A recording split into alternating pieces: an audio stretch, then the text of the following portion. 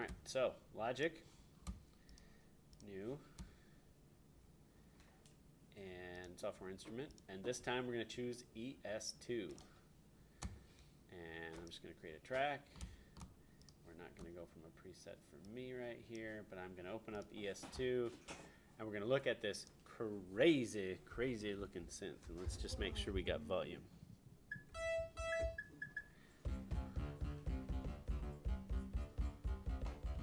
So this can technically, or is technically, subtractive synthesis, but it has FM components. It has wavetable components with this thing called digiwaves. It has multiple oscillators, so we've not used 3 oscillators yet.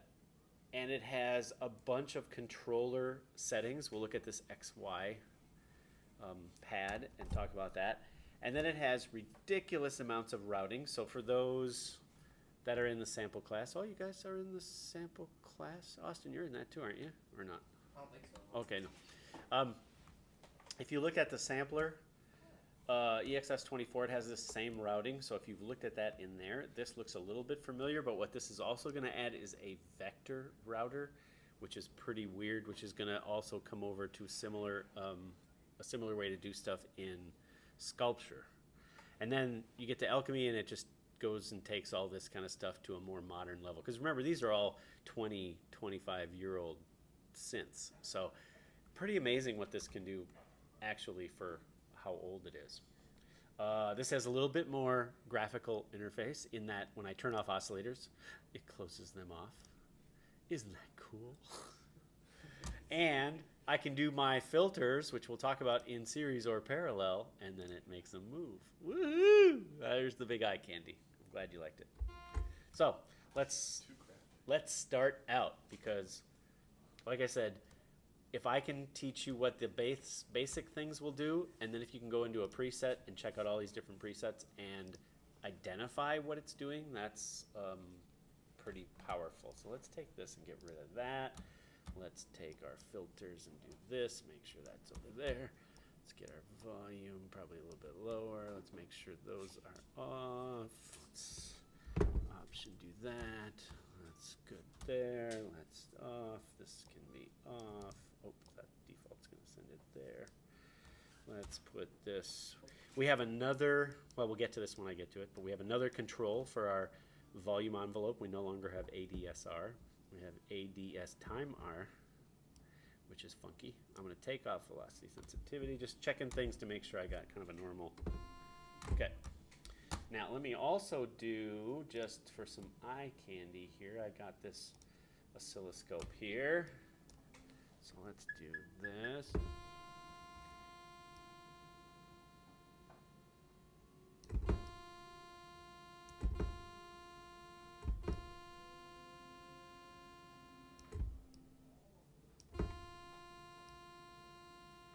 There we go. Okay, so first oscillator. Obviously, normal oscillator. We'll start with sine wave and go left, because we'll come back to this in a minute. Right now, we are just going through this filter. We're not doing anything weird with it. We have it open all the way. We'll come back to that in a second. So all I have here is a sine wave, of course. If I lower my amplitude, there is my sine wave. Looks normal. I have a pulse, which you can see the difference between the positive and the negative by looking at that wave. Oops, let's make sure we don't have that going down. Oops, I don't want it higher either. Here, let's just take that off. Okay, good. I have a square where the pulse is equal. All this is pretty normal, hopefully by now. Sawtooth. Hopefully we're identifying the different sounds. You guys want me to pull up that EQ so you can see that analysis of those as well when we go through those? So you see those harmonics that are playing on there as we play through those different waveforms. Sine wave, no harmonics. Triangle, different harmonics. Now, here's the weird thing. Even with these oscillators, oops, and then I should do this, I'll come back to that. Even with these oscillators off, oscillator 1 can do a sine wave and have FM modulation, and this is the FM intensity. and it's going to use the other oscillator as the modulator.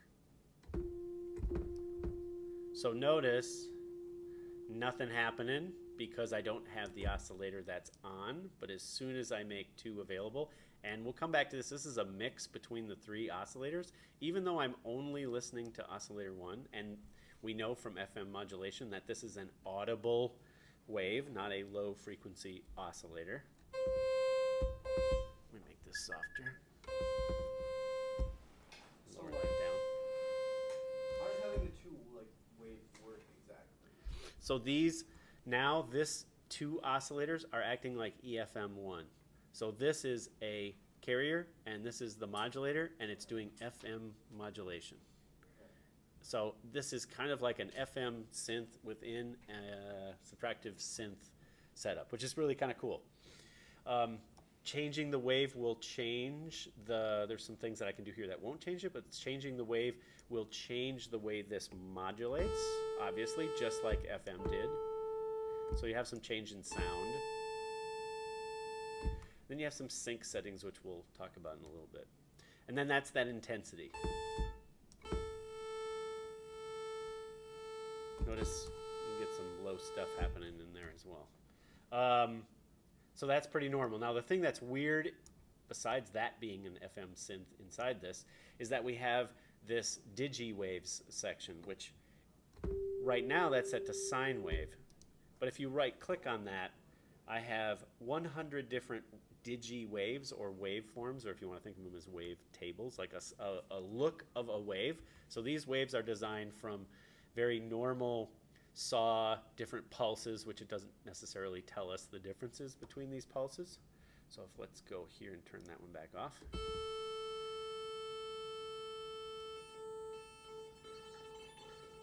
And I can cycle through them by clicking and dragging up and down.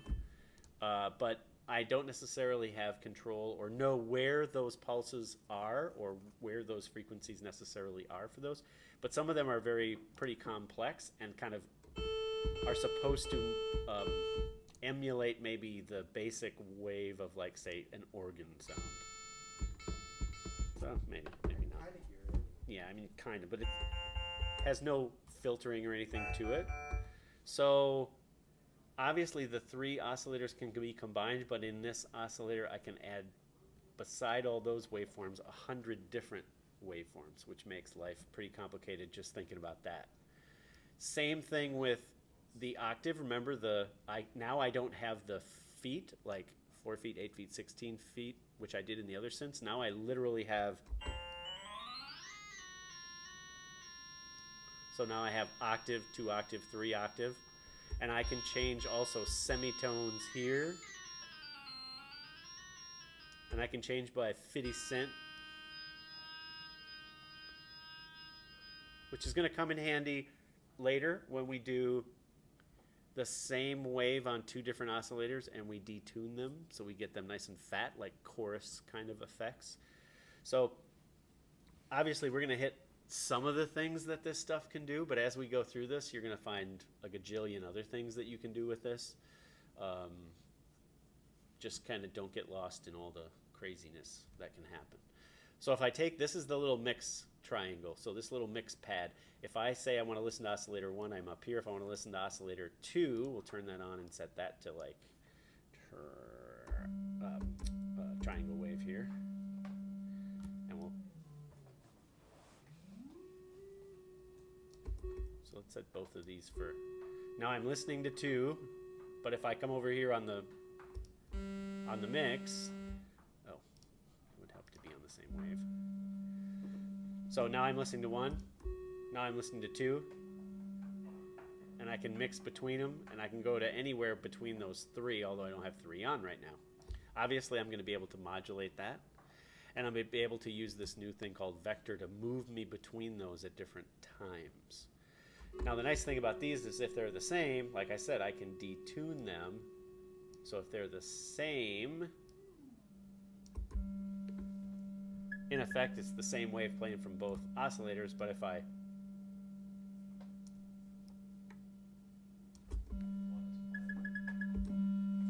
oops, sorry.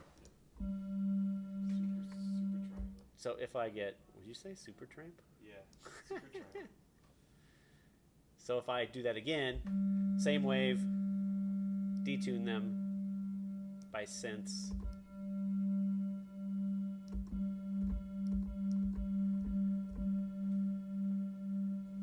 I'm starting to get actually what we call beating. So as the waves, as the same wave plays at the same time, so let's just try to figure this out if you want to. There's no LFO action happening here. There's no modulation.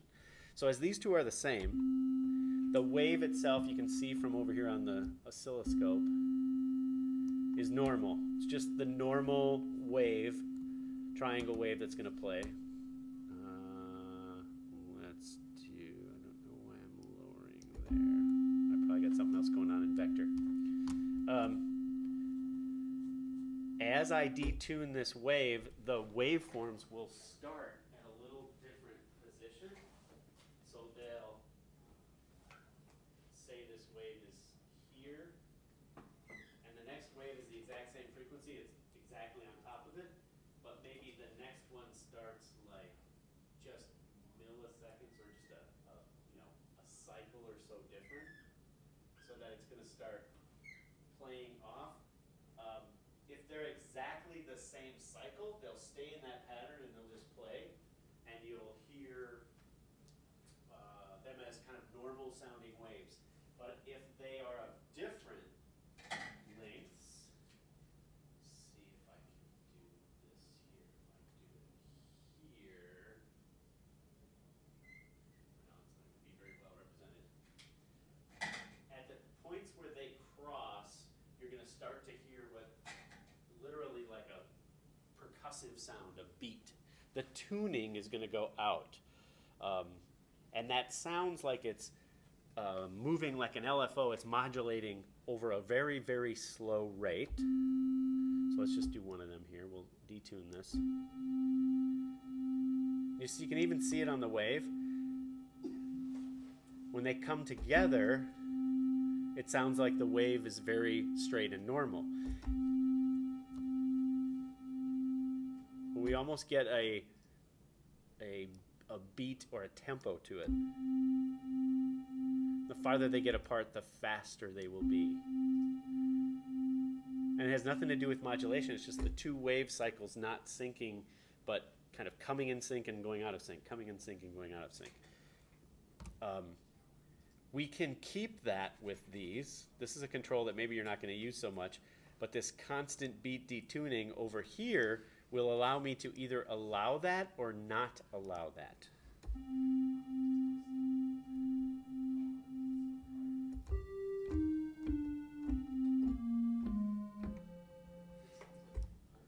As I go higher,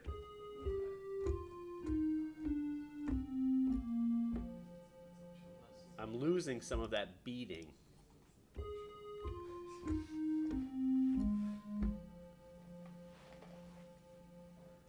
So I have control over that beating, basically telling it to sync those waves together so it's not going to cause that beating effect, even though I'm...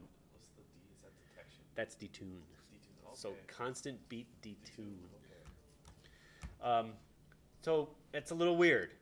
It sounds like modulation, but it's not modulation. It's just the two waves are out of sync a little bit. You can do that with any. If you take an oscillator in Logic and put it at like 440 and the next one at 441 and play them together, you'll hear it going, coming in and out like that. So that's in there. Glide and all those things like pitch bend, those are all in here as well. We'll come back to analog here in a little second. Let's go back. So let's go to the next part here. We'll come back to 3. 3 is the same. 3 is the same oscillator as number 2, except instead of ring modulation, we have noise generation as well. So if we go over here to 3,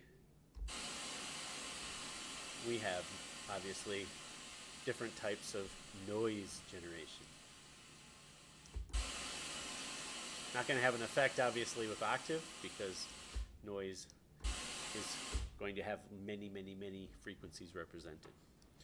Same wavetable. I can do those on both of those oscillators change those waves to all those 100 different ones. And then here you have ring modulation, which to me, to explain ring modulation is weird. Technically, what ring modulation is the frequency of one oscillator is going to get modulated by the frequency of another oscillator.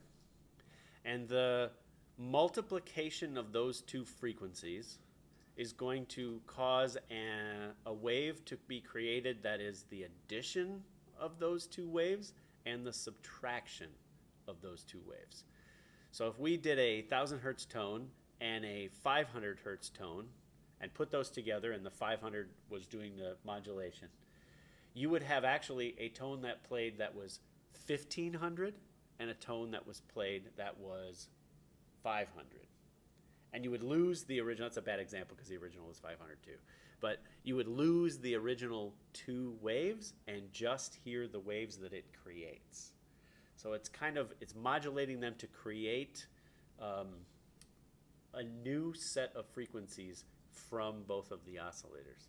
And it's called ring modulation because the circuit to do it is actually a square that kind of runs, it keeps running through this circle or this ring to make it do that modulation. So if you could get into a physical analog circuit, it would be built that way. Oops, and let's go back here. So you're going to have changes to the sound by both the wave shape and the frequency of the wave. But you're going to get this metallic-y kind of sound, and at some points it's going to sound very non-pitchy. And at sometimes it's going to sync up well, so it sounds very normal.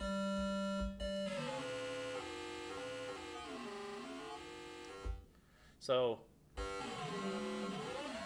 both frequencies will affect it, as will detuning. So it's just going to give you this weird combination of the two frequencies, and it depends what they're set at for what those resulting frequencies are going to be. And I think if we look at, our EQ is not very good for doing this, but if we did, let's say here, let's see if we tried to analyze here. Well, we're getting a lot of other stuff happening. This is not a great EQ to look at to kind of show where those frequencies are coming in. But it would show us mathematically, if we knew the exact hertz of this oscillator and this oscillator, we would find those other two oscillators and it would tell us, or those other two frequencies, it would tell us what they are. Just know that there's a different kind of modulation, different than FM, different than amplitude. It's a multiplication which results in a plus and a minus of the wave. Okay, so I can set all three. So let's do this to, let's do here. And then let's set this one here. And then let's set that one to noise. That's fine. So if I go, what's that? Modulation was just kind of like amplitude modulation. No, because it has to do with the physical multiplication process of the frequencies. I thought that was just like the result of when you do that, like amplitude. No, because it's not like real amplitude. It's not just amplitude modulation, like a low frequency oscillator to the amplifier. It's not just that kind of modulation.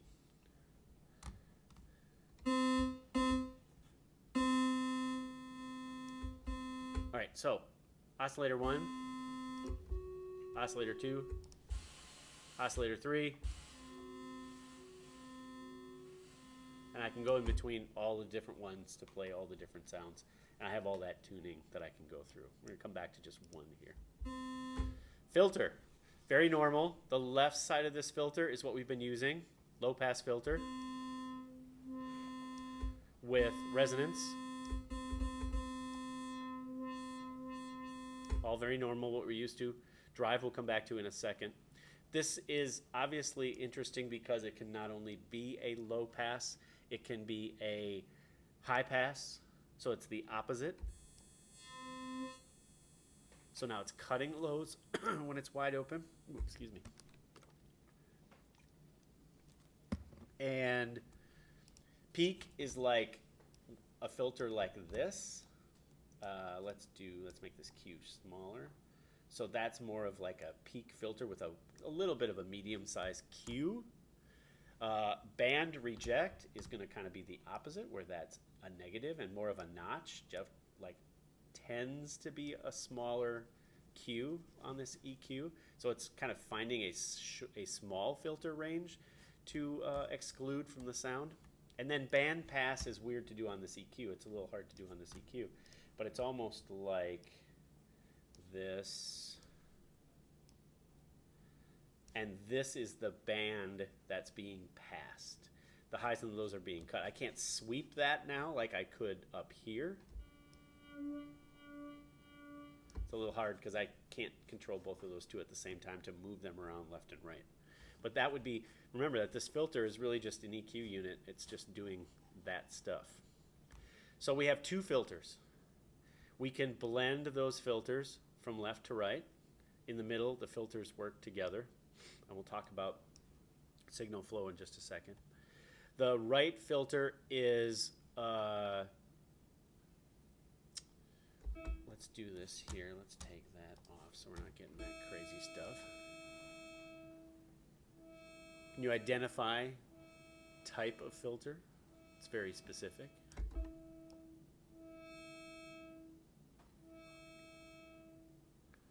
What is it doing as I lower that cut? It's a what?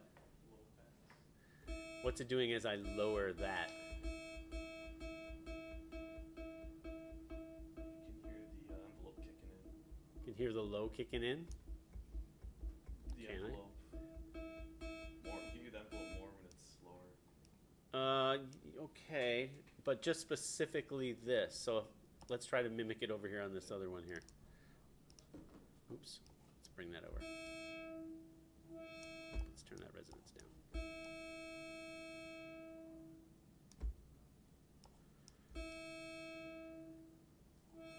Similar.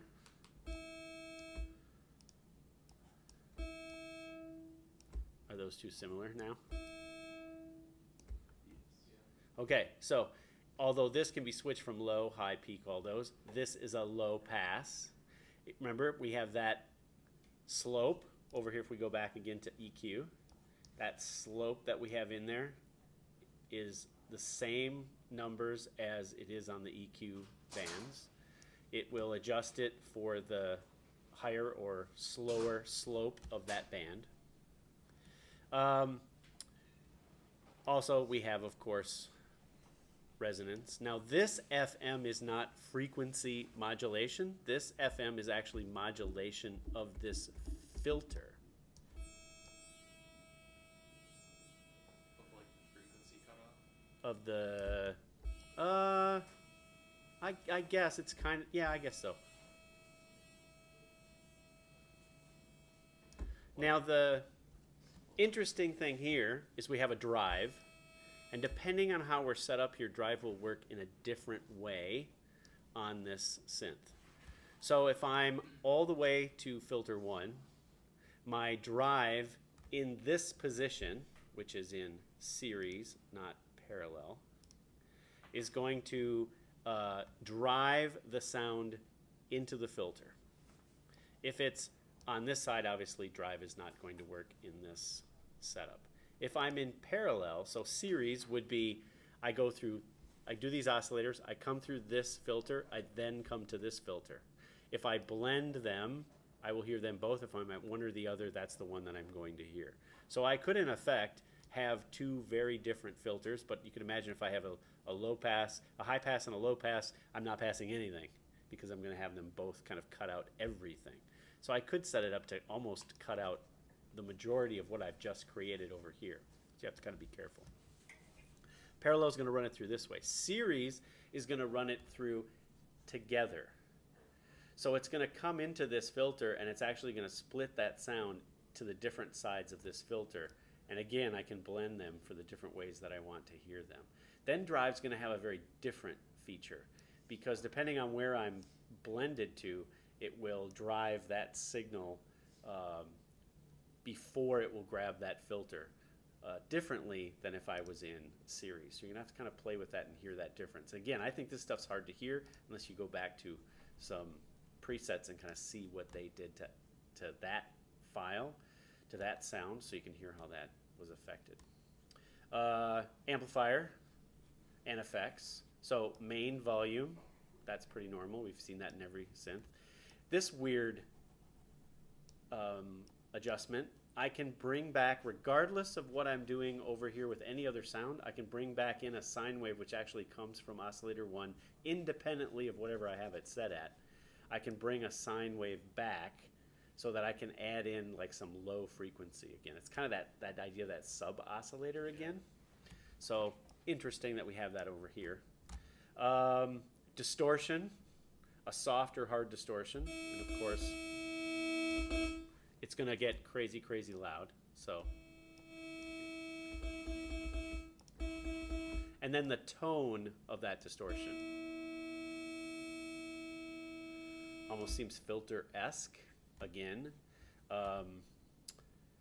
Effects, chorus we're kind of used to. Again, it's duplicating and detuning. It's how you're getting that effect. Speed. So it's almost like a modulation. So I can hear that effect. And two, we haven't used before, flanger and phaser, which have similar effects to chorus. Just have a little different length to them.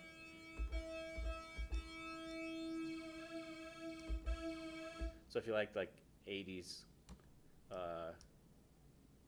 new wave guitar kind of stuff, tons of flanger. Phaser, same thing. Just a different sounding effect. And controlling those speeds as well. All right, we're going to come back to XY. All right, that's not crazy enough. We have 10 different ways that we can route modulation to all the different parts that we see within the synth. So in this first, we go to any of them, they're all exactly the same. First is the target, the thing we want to change, and there is a ton of stuff that we can modulate. So if we go to modulate the pitch of oscillator 1, and let's put this on, like, say, here, and we'll make sure that's there, and we'll bring that back up, and we'll blend that back over, and we'll make sure all that stuff's normal, and we'll put that down to nothing. That's not going to matter. And we bring that down and that down. There's that sign. Okay, so I want to modulate the pitch via, I can use a controller. We'll come back to this pad X, pad Y. But I could use my mod wheel, my pitch bend, or anything else that I want to assign with controllers on my, whatever I'm using for controlling the sound, the source. And then this is the thing that's going to do the modulation, most normally LFO or envelopes, but I can manually do them with the pads. I can do them with a bunch of different things as well, again, that are controlled by the controller. LFO1, so let's, in this case, use LFO1. We'll set a wave. We will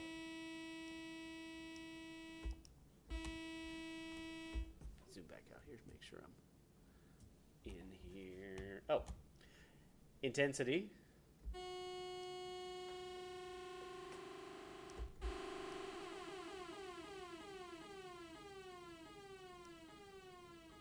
So there's that LFO modulation. Using that sawtooth at a slow rate, controlling pitch of oscillator 1. So in its easiest form, that routing is pretty easy. Same thing that I can do in the other synths. Remember, I can change that rate from low to high. But I have here an envelope generator that will, in effect, give me an attack function to this LFO. Let's make that rate higher. So now it's delaying when the LFO starts. Or it's decaying it, starting it right away, decaying it as it goes along. That's pretty fast.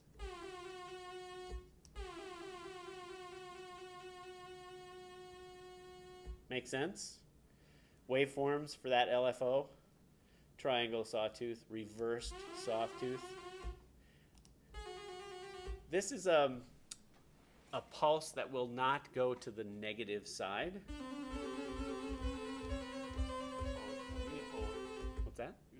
A unipolar, exactly. So that will not allow it to go to the opposite side of that waveform, whereas this is bipolar and it will allow it to go to both sides.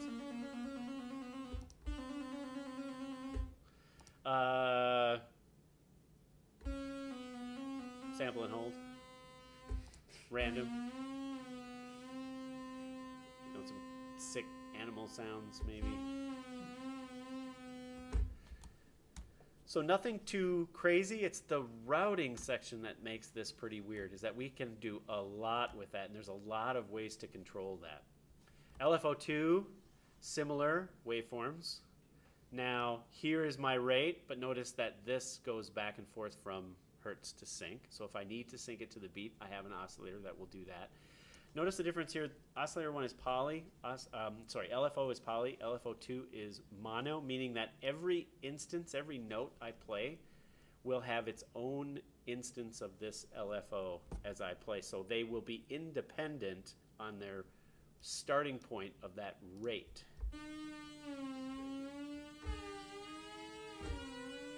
Notice how they're all going at different rates. That's a great sound.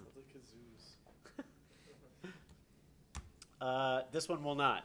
This will sync them all together. So if we switch to LFO2, now LFO1's not going to do pitch. Now they're synced together. It's a beautiful sound. No retrigger. Or will retrigger. It's beautiful. Envelopes, 3 of them, obviously. This last one is for our normal amplification for the amplifier. We know attack, obviously, and we can set the attack to be different via velocity. We've looked at that before. Decay, sustain, we should be familiar with what's going on with all that. Release, and then a velocity sensitivity for the keyboard overall. But now we add this rise time. So now we have a second adjustment to this, so that if we play and take off this crazy modulation, here, let's do this. Let's take the intensity away. We get the attack is instant. It takes a certain amount of time to then decay to that sustain level, but then a certain amount of time to go to this next level. And so we actually have another step in that process. And of course, if we raise up the release, then it will go away slowly. So nothing too earth-shattering there, although the abilities to control any parameter with envelope 1, 2, or 3 is pretty mind-blowing when you start thinking about it. Now, let's go back to this pad. So let's control pitch with the pitch modulation of this oscillator 1 with this pad. And this is the x-axis. And it will, where am I going here? Intensity. Ah, intensity, thank you. It's always something.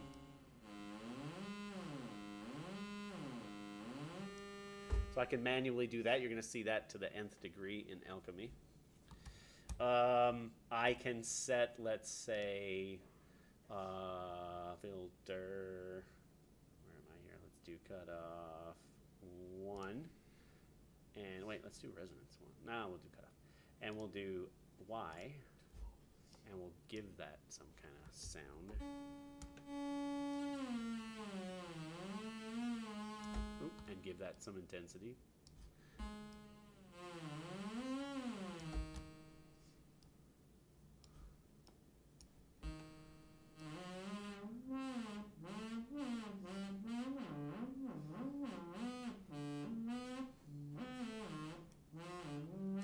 Now, if you happen to have a toggle, a joystick on your controller, that can be assigned to that. So you can just go, you know. It can get really crazy really fast and really out of control. Before we get into vector, if you look down here, these macro controls at the bottom will work for the overall control of the synth. Let's go back in here and pull these back off of here, and let's change up my crazy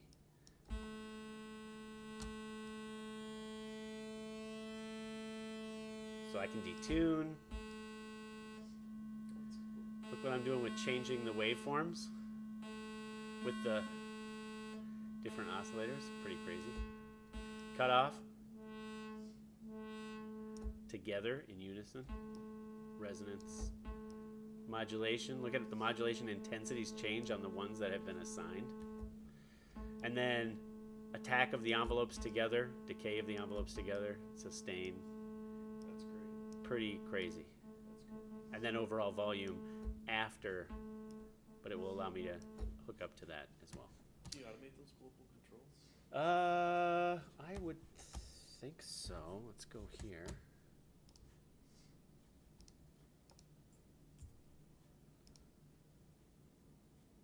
There you go. Oh wow, that's nice. And they're all mapped, which is nice. Pro Tools, you have to map them all. But okay, let's go back in here. So we know about routing for modulation, but what the heck is this vector? So vector gives me states of how this setup is currently set. So in its easiest form, as I hit this first solo point, they call it, you see here is the point soloed, so I can hear just what's going to happen at that point.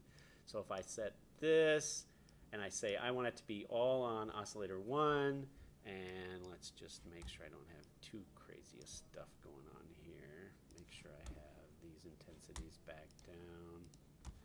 Okay. I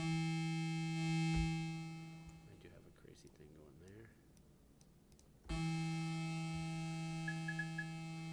Okay, so let's just say at this point, this is what I want to have happen. At this point, I want that to have happen. And at this point, I want noise. What I can do is cycle through these vector points, but you're probably like, well, Chris, you never got to 3. Because as I let go, my sustain point is set here to vector 2. And I can change that sustain point. So if you remember things like the Korg wave station, and there's like wave sequences that you can put together. So you can think of this as, this is a sequence of sound from one point to another, and then I can have that change to the next sequence over time, and the next one, and the next one, and the next one, and the next one. Shift clicking in this area will give me more and more and more points. I can also add points. Let me see, where's my point add here? I can initialize it to an 8 point or a 16 point, or I can put as many points as I want in there. So that was a right click to get in there. I can adjust the milliseconds in between these sections so that one thing could happen louder, or I'm sorry, longer or slower than the next. I can also set them all to an average time divided, the total number of time divided by each number of segments.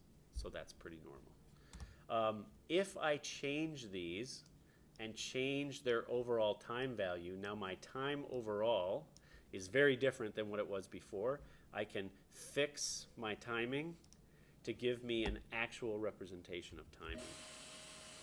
Now I don't have all these set because I had these extras, but I could go in and set a state for each one of these, and it could contain all this information. So it's kind of running through those states of what the sound was set up as it goes through each one of those points. Confusing? It just is endless, really. It's hard for, when you start out, to go, well, how in the heck would I use that?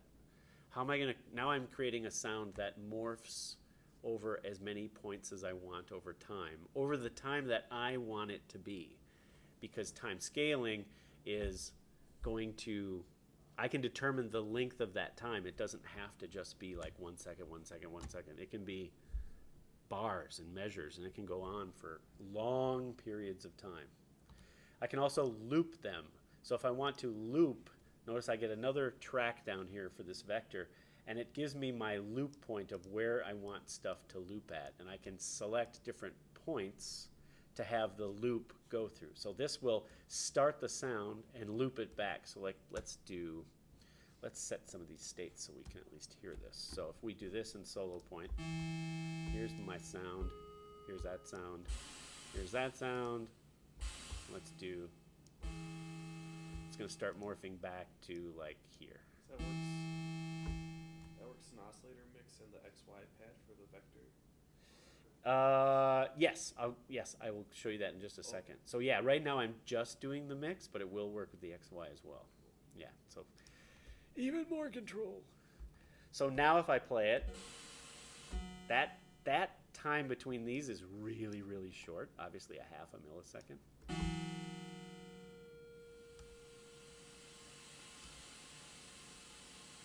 That's a long period, so we're still waiting to get here. And then it's going to go really quick to that sustain point. And now we're there. And you hear it, it actually even jumped to that sustain point. And then we got some other stuff going on at that point. Plus I have aftertouch, which is registering. And it's going to loop now. Let's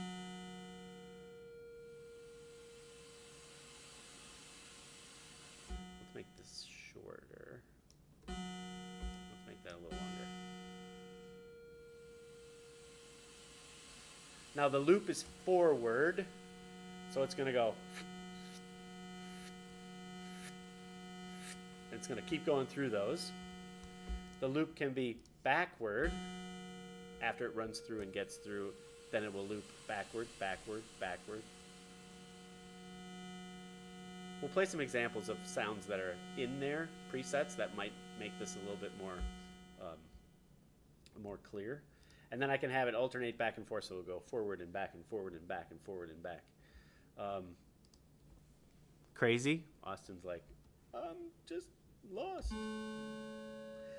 The curve is how it goes from the end of the loop back to the beginning of that loop. And does it do it as like the oscillator stops here and starts there? Or does it change with a certain curve? And you have lots of different choices for convex, concave, linear fade, like that normal we see in automation, that straight line, and a step and hold, which will. So that's going to jump through them. And now it's going to back and forth. And all that is going to be, it's going to follow the envelope for the amplifier. And if that's set so that you can't get through that many, then you won't get through that many. So you have to kind of work in tandem between those two. What else can we do here? Envelope mode, that's a nice one. Normal is that if I play and stop, it will not continue through the process once I go to release, but I can make it finish if I get to a point where it's going to go far enough.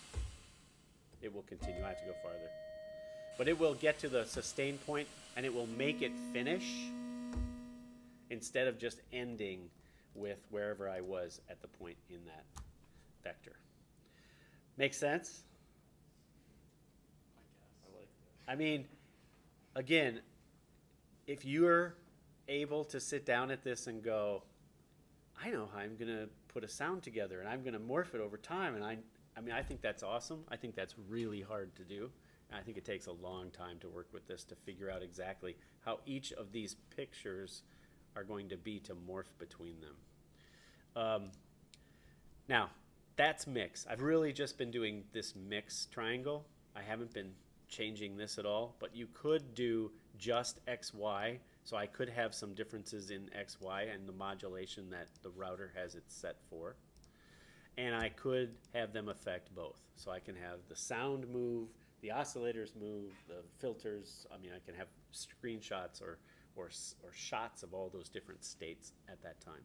And as many of those as I want.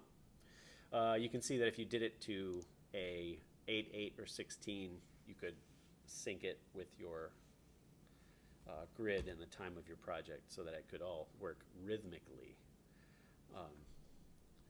I was looking at these for my little sequence problem as well, to be able to decide how I want them to have notes change in the sequence as I get to each vector point. But that's a lot of complicated setup instead of just doing an arpeggiator and holding down the note and adding it to my arpeggiation and then letting it go.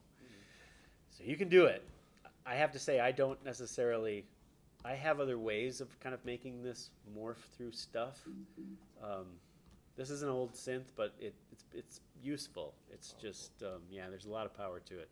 But we're not even to the big synths yet. We do have a random.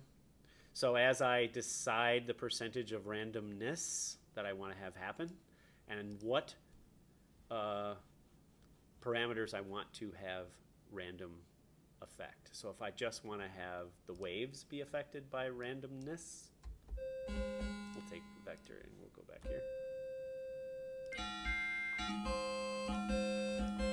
It's just affecting the oscillators. But if I affect everything, it's a great way to get some crazy patches. And you can then look and go, wow, I have pitch modulation, wave modulation, pitch 1, 2, and 3 being controlled by the XY, which I'm not getting a whole lot of.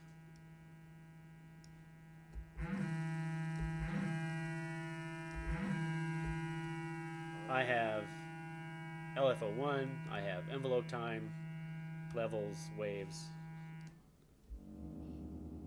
It's crazy.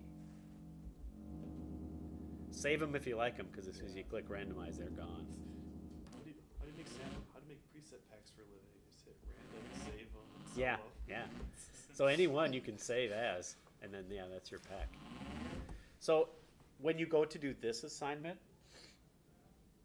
I fully expect that you are probably going to choose something. That volume cranked right back up. And maybe alter, go, oh, I don't like the, it helps to work on the filter that's actually on. So maybe I want to alter it just that much.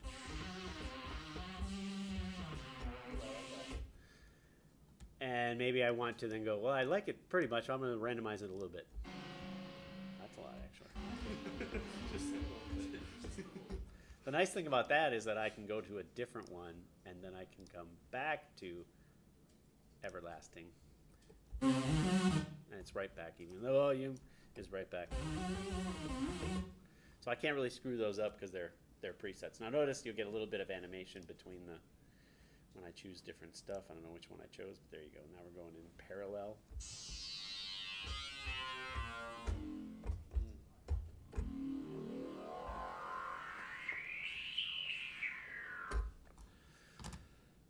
Endless. Endless, endless, endless. Now if you only want to see the macros, you can control the synth by just looking at the macros.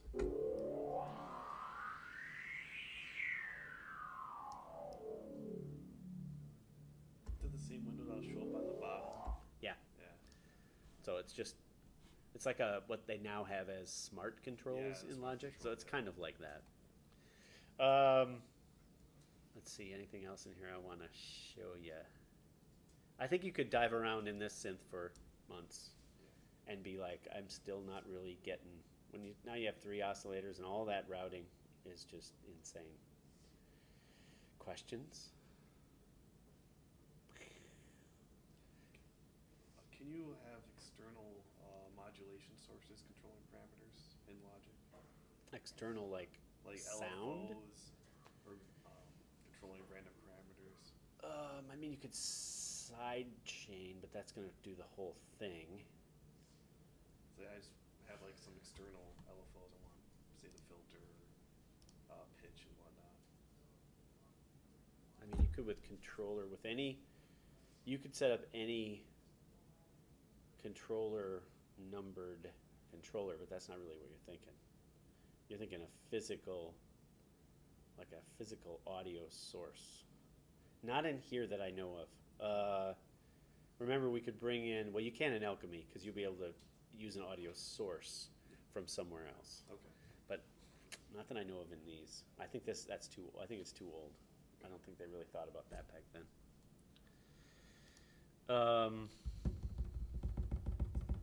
There's something else I just saw that I didn't tell you about.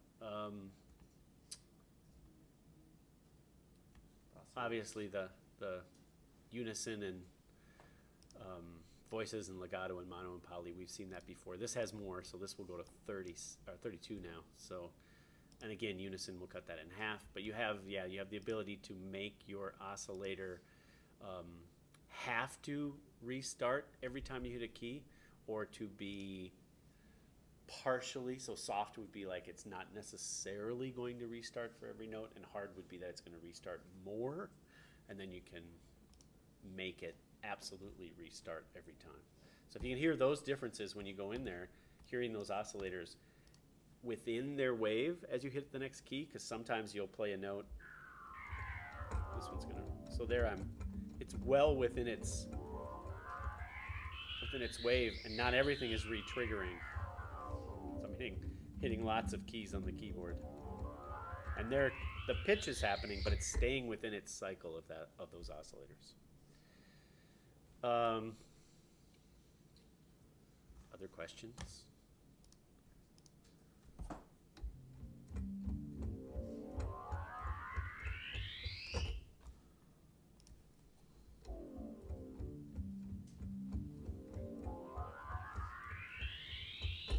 It did longer. The parallel filters work again? It will split the sound and take them through both. And then it combines them? And then it combines them when it gets to the amplitude, so it's just kind of a... You have that blend control right there. Yeah, depending on what you use. That will do them both, but there's infinite, amounts between the two. Whereas this will hit the first one and then hit the second one. So that'll be a very different filtering. So that blends the signal after it's filtered? After it's filtered, yep. Before it gets to amplifier. So when I see like this kind of a synth, and I see students would be like, I don't know why you'd want to do all this. I mean, this is just so much stuff. But if you think about it, if you think modularly analog, you might have a 1 or 2 oscillator unit. So this is like 10 units of a modular system all packed into one.